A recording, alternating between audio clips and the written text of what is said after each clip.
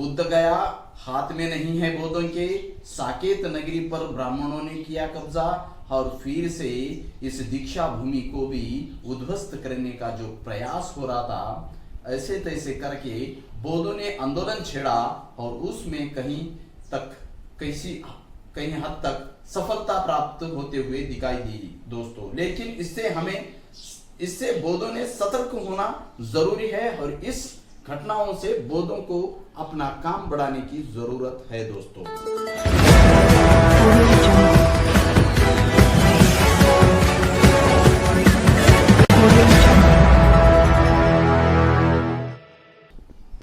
जय भीम दोस्तों, मैं सत्यपाल, आप देख रहे हैं द मूक नायक में आपका स्वागत है।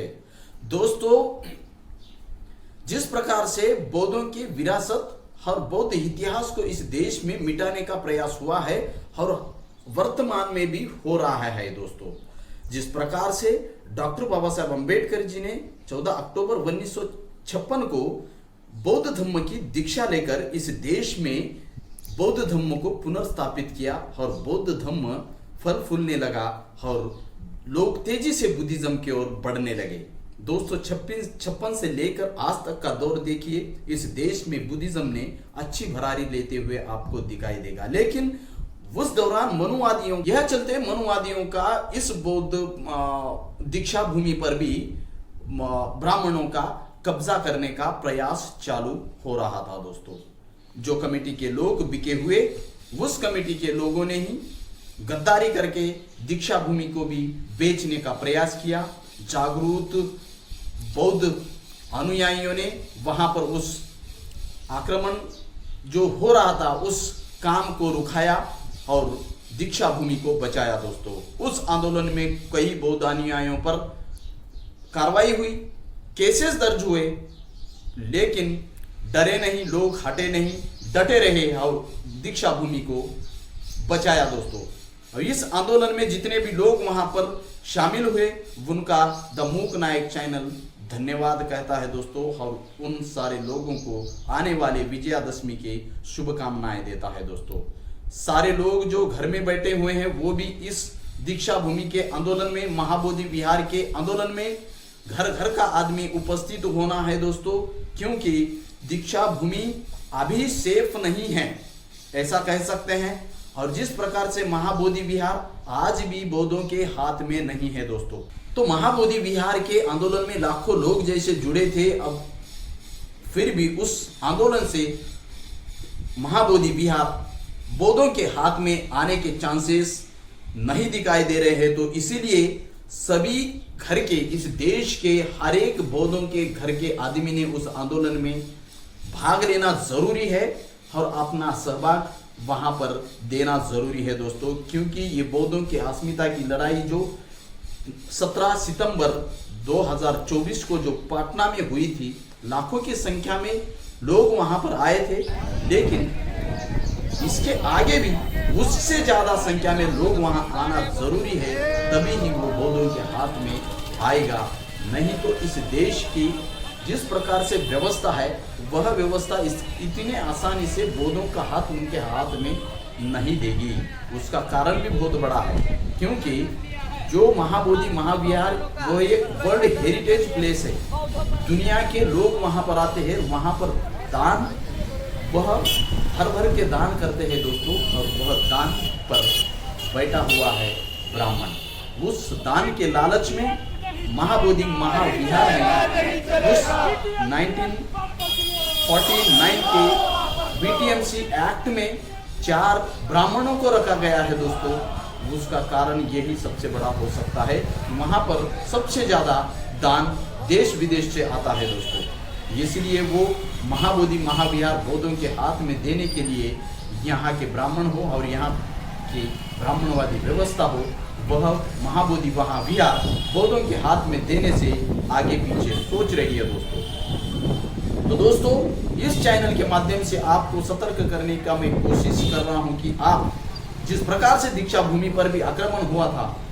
आगे चलकर दीक्षा भूमि पर आक्रमण ना हो, इसलिए दीक्षा भूमि पर हर साल से ज्यादा लाखों की संख्या में बौद्ध अनुयायी वहां पर उपस्थित हो। सिर्फ विजयादशमी को ही नहीं बल्कि साल भर वहां पर आते जाते रहे बौद्ध और अनुयायी, तभी ही दीक्षा भूमि बौद्धों के हाथ में रहेगी। नहीं तो महाबोधि महाविहार के जैसा उस कमेटी में जैसे दलाल है, उन दलालों के साथ ब्राह्मण भी घुसने के लिए कोई देर नहीं लगेगी दोस्तों। इस प्रकार से बौद्धों के हाथ से उनकी विरासत एक एक करके जाने के चांसेस पूरे को दिखाई दे रहे हैं दोस्तों। हमारे आंखों के सामने ही दीक्षा भूमि जाते जाते